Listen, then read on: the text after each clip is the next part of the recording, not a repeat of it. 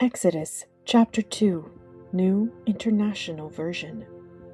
Now a man of the tribe of Levi married a Levite woman, and she became pregnant and gave birth to a son. When she saw that he was a fine child, she hid him for 3 months. But when she could hide him no longer, she got a papyrus basket for him and coated it with tar and pitch. Then she placed the child in it and put it among the reeds along the bank of the Nile. His sister stood at a distance to see what would happen to him. Then Pharaoh's daughter went down to the Nile to bathe, and her attendants were walking along the river bank. She saw the basket among the reeds and sent her female slave to get it.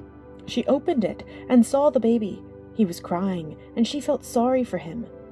"This is one of the Hebrew babies," she said.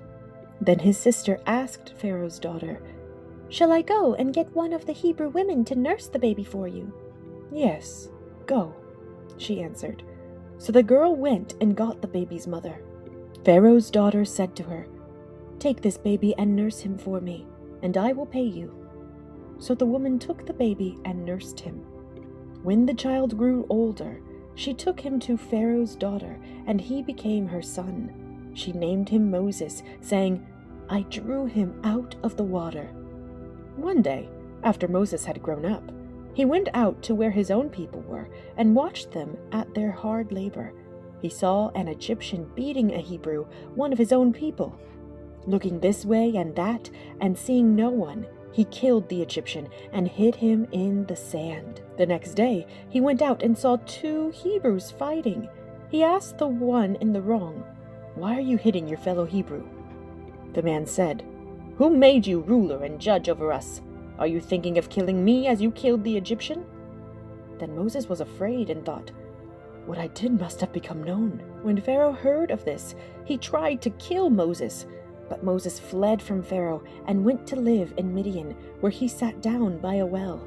Now a priest of Midian had 7 daughters, and they came to draw water and filled the troughs to water their father's flock. Some shepherds came along and drove them away, but Moses got up and came to their rescue and watered their flock. When the girls returned to Reuel, their father, he asked them, "Why have you returned so early today?"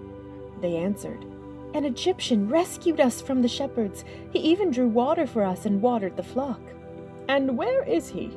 Reuel asked his daughters. "Why did you leave him? Invite him to have something to eat." Moses agreed to stay with the man, who gave his daughter Zipporah to Moses in marriage. Zipporah gave birth to a son, and Moses named him Gershom, saying, "I have become a foreigner in a foreign land." During that long period, the king of Egypt died. The Israelites groaned in their slavery and cried out, and their cry for help because of their slavery went up to God. God heard their groaning, and he remembered his covenant with Abraham, with Isaac, and with Jacob. So God looked on the Israelites and was concerned about them.